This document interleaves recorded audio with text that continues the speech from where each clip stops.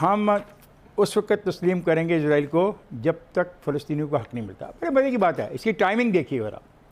Chief of army staff Saudi Arab में, वज़ीर-ए-आज़म साहब सऊदी अरब जा रहे हैं।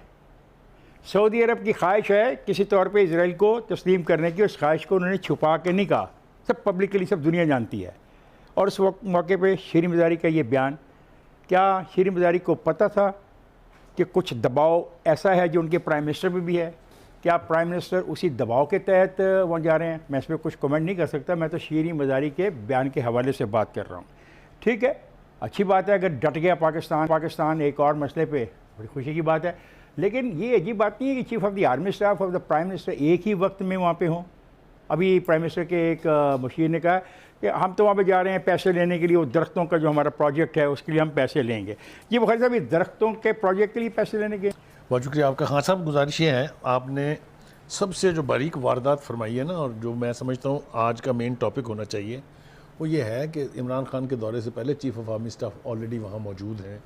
ज़ाहिर है वहाँ पर आप अफ्तारी के लिए तो नहीं गए ना, लोगों से मुज़ाकरात हुए होंगे, आपकी बातचीत हुई होगी, तो एक टोन सेट हो गई होगी इससे पहले कि इमरान खान साहब वहाँ की क़यादत के साथ बैठ के कोई भी फ़ैसले करें। एक बात। दूसरी बात यह है कि इसके बारे में किसी को इबाम नहीं कि सऊदी अरब वो मुल्क है जो इसराइल को तस्लीम करवाने का लंबरदार है। उसने अब तक UAE से, कुवैत से करवा लिया हुआ तस्लीम। जो मुल्क पहले कभी इसके ऊपर गुफ्तगू करने के लिए तैयार नहीं होते थे। इसी तरह से ये प्रेशर हमारे ऊपर भी है कि हम भी उस लिस्ट में शामिल हो जाएं। हमारे यहाँ एक तो ग्रास रूट लेवल पर अवामी सतह के ऊपर इसकी बहुत रेजिस्टेंस है, और दूसरी बात ये कि जो शीरीन मज़ारी का बयान रेफ़र किया खान साहब ने, मैं ये समझता हूँ कि वो अवाम की जो उमंगें जिसको हम कहते हैं ना, the expression of the people, उसकी स्पिरिट में है कि कभी हो नहीं सकता कि जब तक फ़लस्तीन की रियासत कायम ना हो जाए हम इसको तस्लीम कर लें। ये मैं समझता हूँ कि एक नेशनलिस्टिक स्टांस है और कोई इसमें शुबा नहीं है। अभी तो यहाँ मुतालबा ये भी आ रहा है कि जिस तरह कश्मीर कमेटी आपने बनाई है, इस तरह फ़लस्तीनियन कमेटी भी बनाए, एक पैलेस्टाइन कमेटी, वो भी मेरे ख्याल से बन जाएगी। ऑल सेड एंड डन, इस खित्ते में यकीनी तौर पर आने वाले वक्त में बहुत सा कुछ तब्दील होने वाला है। अब कैसे इमरान खान साहब इस प्रेशर को रेजिस्ट करेंगे, कैसे इससे निकलेंगे, ये अब उनकी सफारतकारी पर और उनकी स्टेटमेंटशिप के ऊपर मुनहसर है। Last but not the least, मैं आखिरी बात ख़त्म कर लूँ। दूसरी बात यह है कि जो मुज़ाकरात होने जा रहे हैं, जैसा मैंने कहा कि आर्मी चीफ भी उसका हिस्सा होंगे, तो ये एक स्ट्रेटजिक डायलॉग होने जा रहा है। इसको अंडरमाइन नहीं कर सकते हम, ये सिर्फ पैसे लेने के लिए नहीं है। नहीं, बात यह है जो खान साहब ने बात की ना, इसकी टाइमिंग इसलिए इसमें इम्पॉर्टेंट है कि अगर हम पिछले 3, 4, 5 साल देखें 2015 से लेके आज तक, तो हमारे रिलेशन सऊदी अरब के साथ ऊपर नीचे होते गए। 2015 में जब यमन फोर्सेस के हवाले से हमने रिफ्यूज़ किया तब हमारे हालात ख़राब हुए। फिर उसके बाद दोबारा रिलेशन ट्रैक पे चढ़े, तो उसके बाद हमारे फॉरेन मिनिस्टर ने 2019 में स्टेटमेंट दे दी, जिससे हमारे रिलेशन एकदम फिर ख़राब हो गए। और यहाँ तक ख़राब हुए, बहुत शदीद रिएक्शन आया था। शदीद रिएक्शन ये आया था कि $3 बिलियन जो उन्होंने पाकिस्तान को दिए थे, उन्होंने कहा जी कि आप वापस करेंगे, और किए हमने। और फिर हमने उस पर जो भी किया। फिर चौथी चीज़ आ गई कि जब मलेशिया ने एक इंडिपेंडेंट OIC मीटिंग कॉल की, तो पाकिस्तान ने टर्की के साथ मिलकर जाने की ख्वाहिश का इजहार कर दिया। इमरान खान साहब ने पब्लिक स्टेटमेंट आई, और उसके बाद दोबारा पाकिस्तान ने स्टेप बैक किया। तो कहने का मकसद ये है कि इस विजिट से पहले हालात हमारे कोई इतने अच्छे नहीं थे, डिस्पाइट के सऊदी अरब से हम सब पाकिस्तानी क्लेम करते हैं कि हमारे रिलेशन बहुत अच्छे हैं आफ्टर दी चाइना। तो उसके बाद अब आर्मी चीफ का जाना इस बात का क्लियर इंडिकेटर है कि पीछे ग्राउंड तैयार कर लिया गया है कि जो हमारे रिलेशन सऊदी अरब के साथ हैं, जिन जिन चीज़ों पे हम बात करना चाहते हैं, जो हमेशा से हमारे इश्यूज़ रहे हैं कि हमें कोई सस्ता ऑयल मिल जाए, जो हमारे एक्सपैड हैं उनको फैसिलिटेट कर दिया जाए, हमारी एम्बेसी को फैसिलिटेट कर दिया जाए, और उधर से क्या डिमांड आनी है, उधर से डिमांड यही आनी है। और इसके अलावा जो $20 बिलियन की जो इन्वेस्टमेंट प्लान की गई थी ऑयल रिफाइनरी की शक्ल में जो ग्वादर में बननी थी, उसको दोबारा फर्दर आगे लेके जाया जाए।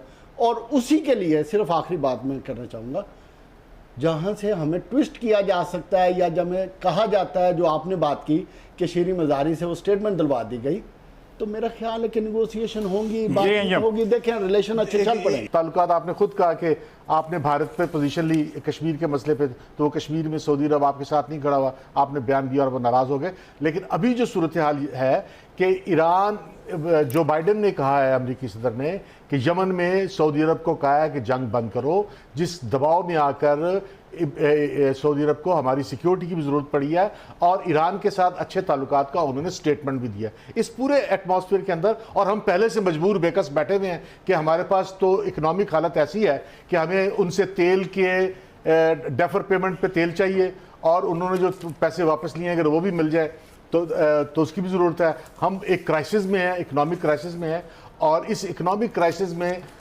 फ़ौज और हमारी गवर्नमेंट जो है वो सिक्योरिटी और उनको ईरान के साथ ताल्लुकात और दूसरी ज़रूरतें पूरी करने के लिए वो उनके साथ सऊदी अरब के साथ जाएगी और यकीनन हमें डेफर पेमेंट भी मिलेगी और ईरान के साथ भी हम एक रोल अदा करेंगे और सऊदी अरब की सिक्योरिटी पूरी करेंगे। लेकिन जो दूसरा इसराइल का मसला है, सलीम बुखारी साहब, मैं ना इसराइल की तस्लीम करने के का हामी हूँ ना उसको मुस्तरद करने का हामी हूँ, मैं पाकिस्तान के कौमी मफादात का हामी हूँ। भारत अगर बावजूद उससे हमारे सफारती ताल्लुकात रह सकते हैं, चीन के भारत की 12 मील की पट्टी पर कब्जे के बावजूद चीन के भारत से ताल्लुकात रह सकते हैं, तो हमें इसराइल के बारे में इतने जज्बाती होने की ज़रूरत नहीं है। लेकिन पाकिस्तानी कौम की, पाकिस्तानी गवर्नमेंट की, पाकिस्तानी स्टेट की ये प्रायर रिस्पॉन्सिबिलिटी है कि वो पाकिस्तान के कौमी मफाद को देखे। ख्वाजा हज़रात, जैसा कि आपने सुना कि फ़लस्तीन के बात मैंने की थी, उसमें हमें बताया गया कि हमारे एक दोस्त का तो साफ कहना है कि ऐसी कोई बात नहीं है, हमें देखना हमारा कौमी मफाद क्या, हमारा कौमी मफाद है हम पैसे लें, अपने इश्यूज़ को देखें, और ये फ़लस्तीन वगैरह कोई चीज़ नहीं है। गुजारिश ये है कि ये डिप्लोमेटिक मीटिंग्स होती हैं, कभी रीजनल सफ़ीरों की होती हैं, कभी पूरे पाकिस्तान में जितने सफ़ीर हैं उनकी होती हैं। ये डिप्लोमेटिक कन्वर्सेशन जो है कभी पब्लिक नहीं होती, इसलिए कि उन एम्बेसडर ने वापस जाके उन मुल्कों के अंदर फिर काम करना होता है। यानी जो जहाँ बहुत ज़्यादा हैकी भैकी होती है, जैसे सऊदी अरब में हुआ, तो उसको रिकॉल कर लिया गया। ये ऑप्शन प्राइम मिनिस्टर के पास मौजूद है। लेकिन ये जो सोशल मीडिया है बड़ी जालिम चीज़ है, और ख़ास तौर से PTI का सोशल मीडिया जो है, जो हर प्राइम मिनिस्टर साहब की फरमाई हुई बात को पब्लिक कर देता है। दूसरी बात आ रही है, जो असल इशू था आपका काम इमरान खान साहब वाला, एक तो उन्होंने आज डिक्लेयर कर दिया है कि कराची जो है वो आधी कच्ची आबादी है, कर लें आपने जो जो जो उनका करना है। फैक्ट है ये। चलिए, आप कराची के रहने वाले आपको Yes. ये कहते हुए 10 दफ़ा सोचना चाहिए, बल्कि आधी से ज़्यादा ही होगा। चलिए आप साबित कीजिएगा ना, आधी से भी ज़्यादा नहीं, सारा कराची कच्ची आबादी है। ये तो आपका हुस्न ज़न है, आप जिसको जो मर्जी बना लें, आपकी कोई मर्जी है। दूसरी बात यह है कि मंसूबे अनाउंस करना एक बात होती है, उसकी इम्प्लीमेंटेशन और उसके अंदर जो ख्वाहिशात हैं कि ये फ़ायदा पहुंचेगा जवानों को, उसको मुकम्मल करना, उसके ऊपर अमल कराना दूसरी बात है। मैं आपको हवाले दे सकता हूँ ग्रीन ट्रैक्टर के लेने जो किसानों के लिए था, वो कहाँ गए, लैपटॉप्स की स्कीम देख लीजिए कहाँ गए, पीली टैक्सी कहाँ गई, ये सारे हवाले हमारे पास मौजूद हैं। फिर हमारे पास वो हवाले भी मौजूद हैं, मतलब सस्ती रोटी 22 अरब रुपए जिसमें चले गए, वो कितने के लोग उससे बन गए, कितनी इंडस्ट्री आपके यहाँ लग गई, बजाय इसके कि वो 22 अरब रुपये वहाँ ज़ाया किए जाते, अगर उसकी 5 इंडस्ट्रीज़ लगा दी जाती तो कम से कम 10,000 ख़ानदानों को नौकरी मिल जाती। तो प्राइम मिनिस्टर साहब से मेरी गुजारिश ये है कि आप ज़रूर अनाउंस करें मंसूबे ये, जिस तरीके से ये लंगर खाने बने हैं, जिस तरीके से ये पनाहगाहें बनी हैं, ये जिस दिन इमरान खान साहब की हुकूमत जाएगी उसके अगले दिन देखिएगा कहाँ